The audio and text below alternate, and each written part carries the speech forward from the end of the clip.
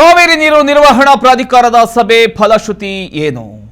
ಕಾವೇರಿ ನೀರು ನಿರ್ವಹಣಾ ಪ್ರಾಧಿಕಾರದ ಸಭೆ ಫಲಶ್ರುತಿ ಏನು ಅನ್ನೋದನ್ನ ನಾವೀಗ ನೋಡಲೇಬೇಕಾಗುತ್ತೆ. ವ್ಯತಿರಿಕ್ತ ತೀರ್ಪು ಬಂದ್ರೆ, ವ್ಯತಿರಿಕ್ತ ಪರಿಣಾಮ ಆದ್ರೆ,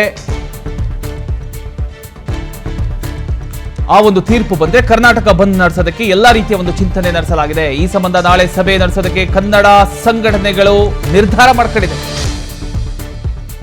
ನಾಳೆ ಬೈ ಚಾನ್ಸ್ ಇವತ್ತು 2:30ಗೆ ಏನು ಮಹತ್ವದ ಹೈ ವೋಲ್ಟೇಜ್ ಸಭೆ ನಡೆಯುತ್ತೆ ದೆಹಲಿಯಲ್ಲಿ. ಆ ಒಂದು ಸಭೆಯ ನಂತರ ತೀರ್ಮಾನ ಆಗುತ್ತೆ ನಾಳೆ ಬಂದ್ ಆಗುತ್ತಾ ಇಲ್ವಾ.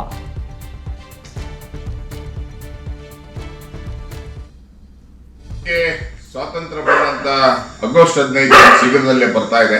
ಕರ್ನಾಟಕಕ್ಕೆ ಇನ್ನೂ ಸ್ವಾತಂತ್ರ್ಯ ಬಂದಿಲ್ಲ ಅನ್ಸುತ್ತೆ. ಕೇಂದ್ರ ಸರ್ಕಾರಕ್ಕೆ ಎಚ್ಚರಿಕೆಯನ್ನು ಕೊಡಬೇಕಾಗುತ್ತೆ. ಒಂದು ಕಣ್ಣಿಗೆ ಬೆಣ್ಣೆ ಒಂದು ಕಣ್ಣಿಗೆ ಸುಣ್ಣವನ್ನು ಹಾಕುವುದ್ರ ಮುಖಾಂತರ ಕರ್ನಾಟಕದ ನೀರಿನ ಸಮಸ್ಯೆ, ಕುಡಿಯುವ ನೀರಿಗಾಗಿ ನೀರಿಲ್ಲ ಅಂದ್ರೂ ಸಹ ತಮಿಳುನಾಡಿಗೆ ಬಿಡಿಸ್ತಾ ಇರೋದನ್ನ ತೀವ್ರವಾಗಿ ಕರ್ನಾಟಕ ರಕ್ಷಣಾ ವೇದಿಕೆ ವಿರೋಧಿಸ್ತೀವಿ. ಎಲ್ಲ ಸಂಘಟನೆಗಳು, ಚಿಕ್ಕ ಪುಟ್ಟ ಸಂಘಟನೆಗಳಿಂದ ಹಿಡಿದು ಎಲ್ಲ ಸಂಘಟನೆಗಳು, ರೈತ ಪರ ಸಂಘಟನೆಗಳು, ಕಾರ್ಮಿಕ ಪರ ಸಂಘಟನೆಗಳು, ದಲಿತ ಪರ ಸಂಘಟನೆಗಳು, ಸಾಮಾನ್ಯ ಕನ್ನಡಿಗರು, ಎಲ್ಲ ರಾಜಕೀಯ ಪಕ್ಷಗಳು ಒಟ್ಟಿಗೆ ಸೇರಿ ಕರ್ನಾಟಕವನ್ನ ಬಂದ್ ಮಾಡೋದ್ರ ಮುಖಾಂತರ ಕೇಂದ್ರ ಸರ್ಕಾರಕ್ಕೆ ಎಚ್ಚರಿಕೆಯನ್ನು ಕೊಡಬೇಕಾಗುತ್ತೆ. ಮಾನ್ಯ ಮುಖ್ಯಮಂತ್ರಿಗಳಾದಂಥ DK ಶಿವಕುಮಾರ್, ಬಂಗಾರಪ್ಪನವರು ಯಾವ ರೀತಿ ಸುಗ್ರೀವಾಜ್ಞೆಯನ್ನ ತಂದು ನೀರನ್ನ ನಮ್ಮ ಜೊತೆಗೆ ಮಾತನಾಡೋದಕ್ಕೆ ಕರವೇ ರಾಜ್ಯಾಧ್ಯಕ್ಷರಾದಂತಹ ಪ್ರವೀಣ್ ಶೆಟ್ಟಿ ಅವರು ಇದ್ದಾರೆ ಸಂಪರ್ಕದಲ್ಲಿ. ಸರ್ ನಮಸ್ತೆ, ನಾನು ಪ್ರಮೋದ್ ಬೋಪಣ್ಣ ಮಾತಾಡ್ತಾ ಇದ್ದೀನಿ. ನಮಸ್ತೆ. ನಮಸ್ತೆ ಸರ್, ಈಗಾಗಲೇ CWRC ತಮಿಳುನಾಡಿಗೆ ನಿತ್ಯ 3500 ಕ್ಯೂಸೆಕ್ ನೀರು ಹರಿಸಬೇಕು ಅಂತ ಶಿಫಾರಸು ಮಾಡಿದೆ ಸರ್. ಈ ಶಿಫಾರಸಿನ ಬಗ್ಗೆ ನಿಮ್ಮ ನಿಲುವೇನ್ ಸರ್? ಇದು ಕರ್ನಾಟಕಕ್ಕೆ ಅನ್ಯಾಯ ಅಂತ ಭಾವಿಸ್ತೀರಾ ತಾವು? ಇದ್ರ ಬಗ್ಗೆ ತಮ್ಮ ಹೋರಾಟ ಯಾವ ರೀತಿ ಇರುತ್ತೆ ಅಂತ? ಅಲ್ಲ, ಖಂಡಿತವಾಗ್ಲೂ ಇದು ಕನ್ನಡಿಗರಿಗೆ ಮರಣ ಶಾಸನ ಅಂತ ಹೇಳಿದೀವಿ. ಇವತ್ತು ಮತ್ತೆ 3 ಗಂಟೆಗೆ ಮೀಟಿಂಗ್ ಇರ್ಬೇಕು ಅನ್ಸುತ್ತೆ. ಇವತ್ತು 2:30ಗೆ ಸರ್, 2:30ಗೆ ಮೀಟಿಂಗ್ ಇದೆ. ಅದಾದ್ಮೇಲೆ ಏನಾಗುತ್ತೆ ನೋಡೋಣ. ಸರ್ಕಾರ ನೀರ್ ಬಿಡಲ್ಲ ಅಂತ ಹೇಳಿದೆ, ಆದ್ರಿಂದ ಸ್ವಲ್ಪ ತಣ್ಣಗಿದೀವಿ. ನೀರ್ ಬಿಟ್ಟಿದೆ ಆದ್ರೆ ಈ ರಾಜ್ಯ ಇನ್ನೆಂದು ಕಾಣದಂತ ಹೋರಾಟಗಳು ಪ್ರಾರಂಭ ಆಗ್ತವೆ. ಸಂಪೂರ್ಣವಾಗಿ ಕರ್ನಾಟಕ ಸ್ತಬ್ಧ ಆಗುವಂತ ಸ್ಥಿತಿಗೆ ಬರುತ್ತೆ ಅನ್ನುವಂತ ಎಚ್ಚರಿಕೆಯನ್ನು ಕೊಡ್ಬೇಕಾಗತ್ತೆ. ಅಂದ್ರೆ ಈಗ CWMA ಸಭೆಯಿಂದ ಕರ್ನಾಟಕದ ಪರವಾಗಿ ಯಾವ ರೀತಿಯ ಒಂದು ತೀರ್ಮಾನವನ್ನ ನೀವು ನಿರೀಕ್ಷಿಸ್ತಾ ಇದ್ದೀರಿ ಸರ್? ಕರ್ನಾಟಕದಲ್ಲಿ ಮೊದಲನೇದಾಗಿ ನೀರೇ ಇಲ್ಲ, ಬಿಡ್ಲಿಕ್ಕೆ ನೀರೆಲ್ಲಿದೆ? ಎಲ್ಲ ಡ್ಯಾಮ್ ಖಾಲಿ ಇದೆ. 20 ಭಾಗ ಮಳೆ ಬಂದಿಲ್ಲ. ಆದ್ರೆ ವ್ಯವಸಾಯಕ್ಕೆ ತಮಿಳುನಾಡಿನವರು ಬೆಳೆ ಒಣಗುತ್ತಾ ಇದೆ ಅಂತ ಕೇಳ್ತಾ ಇದ್ದಾರೆ. ನಾವು ಇಲ್ಲಿ ಕರ್ನಾಟಕದಲ್ಲಿ ಕುಡಿಲಿಕ್ಕೆ ನೀರು ಇಲ್ಲದೆ ಸಾಯ್ತಾ ಇದೀವಿ. ಆ ಪರಿಸ್ಥಿತಿಯಲ್ಲಿ ಕನ್ನಡಿಗರಿದ್ದೀವಿ. ಹೌದು. ಇಂತಹ ಸಂದರ್ಭದಲ್ಲಿ ನಾವು ಒಕ್ಕೂಟದಲ್ಲಿ ವ್ಯವಸ್ಥೆಯಲ್ಲಿ ಇದೀವಾ ಇಲ್ವಾ ಅನ್ನುವಂತ ನಾವು ಪ್ರಶ್ನೆ ಕೇಳಬೇಕಾಗಿದೆ. ಒಂದ್ ಕಣ್ಣಿಗೆ ಬೆಣ್ಣೆ ಒಂದ್ ಕಣ್ಣಿಗೆ ಸುಣ್ಣ ಹಾಕುವಂತದ್ದಲ್ಲ. ಇವಾಗ ಸ್ವಾತಂತ್ರ್ಯ ಬರ್ತಾ ಇದೆ, ಇನ್ನು 15ನೇ ತಾರೀಕು ಸ್ವಾತಂತ್ರ್ಯೋತ್ಸವ ಬರ್ತಾ ಇದೆ. ಆದ್ರೆ ಕರ್ನಾಟಕಕ್ಕೆ ಇನ್ನು ಸ್ವಾತಂತ್ರ್ಯ ಬಂದಿಲ್ಲ ಅಂದ್ರೆ ತಪ್ಪಾಗಲ್ಲ ಅನ್ಸುತ್ತೆ. ಹೌದು. ನಮ್ಮ ಸರ್ಕಾರ, ನಮ್ಮ ಅಧಿಕಾರಿಗಳು, ನಮ್ಮ ಲೋಕಸಭಾ ಸದಸ್ಯರು, ನಮ್ಮ ಕೇಂದ್ರ ಸಚಿವರು ಕಾವೇರಿ ಬಗ್ಗೆ ಅಡ್ವೊಕೇಟ್ಗಳಿಗೆ, ವಕೀಲರಿಗೆ ಸರಿಯಾದ ಮಾಹಿತಿಗಳನ್ನ ಕೊಡದೆ, ಸರಿಯಾದ ವಾದವನ್ನ ಮಾಡದೆ, ಕನ್ನಡಿಗರ ಹಣವನ್ನ ಅನೇಕ ವರ್ಷಗಳಿಂದ ದೊಡ್ಡ ದೊಡ್ಡ ಲಾಯರ್ಗಳಿಗೆ ಕೋಟಿಗಟ್ಟಲೆ ಹಣವನ್ನ ಕೊಟ್ಟು ನಮ್ಗೆ ನ್ಯಾಯ ಸಿಕ್ಕಿಲ್ಲ ಅಂದ್ರೆ ಕನ್ನಡಿಗರ ಮರಣ ಶಾಸನ ಅಂದ್ರೆ ತಪ್ಪಾಗಲ್ಲ ಅನ್ಸುತ್ತೆ. ಹೌದು ಹೌದು.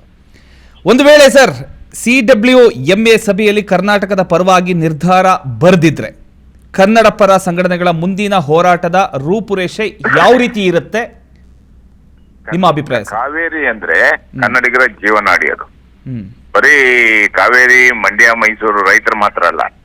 ಮಂಡ್ಯದ ರೈತರಿಗೆ ಕಬ್ಬು ಬೆಳಿಬೇಕಾದ್ರೆ ಅವ್ರು ವ್ಯವಸಾಯಗಳನ್ನ ಮಾಡ್ಲಿಕ್ಕೆ ನೀರ್ ಬಿಡದೆ ತುಂಬಾ ವರ್ಷಗಳೇ ಆದವು ಅನ್ಸುತ್ತೆ, ನೀರುಗಳ ಕೊಡ್ತಾ ಇಲ್ಲ. ಅದಾದ್ಮೇಲೆ ಬೆಂಗಳೂರು ನಗರ ಇವತ್ತು ದಿನನಿತ್ಯ ಬೆಳೀತಾ ಇದೆ. ದೇಶ ವಿದೇಶದಿಂದ ಬಂದವರು ಕಾವೇರಿ ನೀರನ್ನು ಕುಡದೇ ಇರ್ತಾರೆ. ಎಲ್ಲರಿಗೂ ಈ ರಾಜ್ಯದಲ್ಲಿ ಯಾರೇ ಬೆಂಗಳೂರು ನಗರಕ್ಕೆ ಬಂದ್ರು ಕಾವೇರಿ ನೀರೇ ಕುಡಿಯುವಂತದ್ದು. ಆದ್ರಿಂದ ಜೀವನಾಡಿ ಕನ್ನಡಿಗರು ನಮ್ಮಿಂದ ನೀರನ್ನ, ಕುಡಿಯೋ ನೀರನ್ನ ತಮಿಳುನಾಡಿಗೆ ಬಿಟ್ಟಿದ್ದೇ ಆದ್ರೆ ಕರ್ನಾಟಕ ಬಂದಂತ ಆಗೋದಂತೂ ಸತ್ಯ. ಅದಕ್ಕಾಗಿ ಎಲ್ಲಾ ಕನ್ನಡ ಸಂಘಟನೆಗಳು ಒಟ್ಟಿಗೆ ಸೇರಿ ಸಭೆ ಮಾಡಿ ನಿರ್ಧಾರವನ್ನ ಪ್ರಕಟಣೆ ಮಾಡುವಂತ ಕೆಲಸವನ್ನ ನಾವು ಮಾಡ್ತೀವಿ. ಈ ಹಿಂದೆ ಬಂಗಾರಪ್ಪನವರ ಒಂದು ಸಮಯದಲ್ಲಿ ಯಾವುದೇ ಕಾರಣಕ್ಕೂ ತಮಿಳುನಾಡಿಗೆ ನೀರು ಬಿಡಲ್ಲ ಅನ್ನುವಂಥ ಒಂದು ಸುಗ್ರೀವಾಜ್ಞೆಯನ್ನು ಹೊರಡಿಸಿದ್ರು ಸರ್. ಅದೇ ರೀತಿ DK ಶಿವಕುಮಾರ್ ಅವರು ಮಾಡುವಂತ ಚಾನ್ಸಸ್ ಇದೆಯಾ ಅಂತ? DK ಶಿವಕುಮಾರ್ ಅವರು ಕಾವೇರಿ ಹಳ್ಳದಿಂದ ಬಂದಂತವರು. ಅವರು ನಿರ್ಧಾರವನ್ನ ತಗೋಬೇಕು. ಬಂಗಾರಪ್ಪನವರು ಶಾಶ್ವತವಾಗಿ ಕನ್ನಡಿಗರ ಹೃದಯದಲ್ಲಿ ನೆಲೆಸಿದ್ದಾರೆ. ಹೌದು. ಡಿ ಕೆ ಶಿವಕುಮಾರ್ ಅವರು ನೀರು ಬಿಡಲ್ಲ ಅಂತ ಹೇಳಿದ್ದಾರೆ. ಹಿಂದೆ ಎಸ್ ಎಂ ಕೃಷ್ಣ ಅವರು ಬಿಡಲ್ಲ ಅಂತ ಹೇಳಿ ಮಂಡ್ಯ ತನಕ ಪಾದಯಾತ್ರೆ ಮಾಡಿ ಅಲ್ಲಿಂದ ವಾಪಸ್ ಬಂದು ಅಧಿಕಾರಕ್ಕಾಗಿ ಸೋನಿಯಾ ಗಾಂಧಿ ಅವರ ಆಜ್ಞೆಗೆ ತಲೆಬಾಗಿ ನೀರನ್ನು ಬಿಟ್ರು.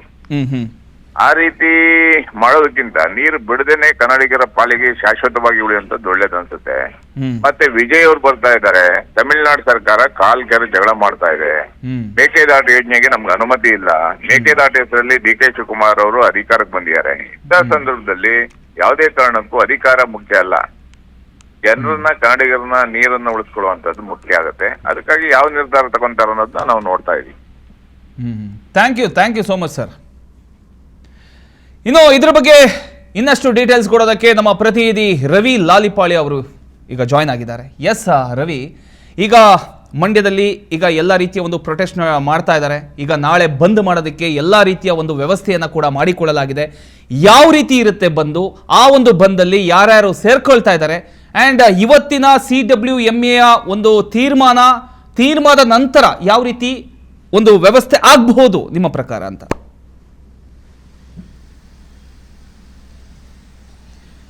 ಪ್ರಮೋದ್, ಈಗಾಗಲೇ 3 ದಿನಗಳಿಂದ ನಡೀತಾ ಇರ್ತಕ್ಕಂಥ ಹೋರಾಟ ಇವತ್ತು ಒಂದು ರೀತಿಯಲ್ಲಿ ತೀವ್ರ ಸ್ವರೂಪವನ್ನು ಪಡ್ಕೊಂಡಿದೆ. ಯಾಕೆಂದರೆ ಬೆಳಗ್ಗೆನೆ ಅಂದರೆ ಮಂಡ್ಯದ ಕೆಲವು ಕನ್ನಡ ಪರ ಸಂಘಟನೆಯವರು ಈಗಾಗಲೇ ಮಂಡ್ಯದ ಗುರುಶ್ರೀ ಥಿಯೇಟ್ರಿಗೆ ಮುತ್ತಿಗೆ ಹಾಕಿದ್ರು. ಅಲ್ಲಿರ್ತಕ್ಕಂಥ ಏನು ತಮಿಳುನಾಡು CM ನಟನೆಯ ಏನು ಜನನಾಯಕನ್ ಸಿನಿಮಾ ಏನಿದೆ ಅದ ಪೋಸ್ಟರ್ನ ತೆರವುಗೊಳಿಸಿದ್ರು. ಜೊತೆಗೆ ಅಲ್ಲಿ ನಡೀತಾ ಇರ್ತಕ್ಕಂಥ ಸಿನಿಮಾನ ಕೂಡಲೇ ಪ್ರದರ್ಶನ ನಿಲ್ಲಿಸಬೇಕು ಅಂತೇಳಿ ಒತ್ತಾಯವನ್ನು ಮಾಡಿದ್ರು. ಅದಾದ ನಂತರ ಅಲ್ಲಿಗೆ ಸ್ಥಳಕ್ಕಾಗಮಿಸಿದಂಥ ಪೊಲೀಸ್ನವರು ಕೂಡಲೇ ಅಂದರೆ ಪ್ರತಿಭಟನಾಕಾರರನ್ನ ಅಲ್ಲಿಂದ ಕಳಿಸಿದ್ರು. ಆದರೆ ಅವರು ಹೇಳ್ತಾ ಇರ್ತಕ್ಕಂಥದ್ದು ಆ ಟೈಮ್ನಲ್ಲಿ ಯಾವುದೇ ಕಾರಣಕ್ಕೂ ಸಿನಿಮಾ ಪ್ರದರ್ಶನಕ್ಕೆ ಅವಕಾಶ ಕೊಡಲ್ಲ, ನಾವು ಯಾವುದೇ ಕಾರಣಕ್ಕೂ ರಾಜ್ಯ ಸರ್ಕಾರ ಪ್ರಾಧಿಕಾರದ ನಿಲುವಿಗೆ ಮಣಿಬಾರ್ದು ಅಂತಕ್ಕಂಥ ಒತ್ತಾಯವನ್ನು ಮಾಡಿದ್ರು. ಇದ್ರ ನಡುವೆ ಮಂಡ್ಯದ ಜಿಲ್ಲಾಧಿಕಾರಿಗಳ ಕಚೇರಿನಲ್ಲೂ ಕೂಡ ಏನು ಕನ್ನಡ ಪರ ಸಂಘಟನೆಯ ಕಾರ್ಯಕರ್ತರು ಪ್ರತಿಭಟನೆ ಮಾಡಿದ್ದಾರೆ. ಈಗ ಅಂದರೆ ಇಷ್ಟು ದಿನಗಳಲ್ಲಿ 3-4 ದಿನಗಳ ನಂತರ ಏನು ಮಂಡ್ಯ ಜಿಲ್ಲಾ ರೈತ ಹಿತರಕ್ಷಣಾ ಸಮಿತಿಯವರು ಪ್ರತಿಭಟನೆಗೆ ಧುಮುಕಿದ್ದಾರೆ.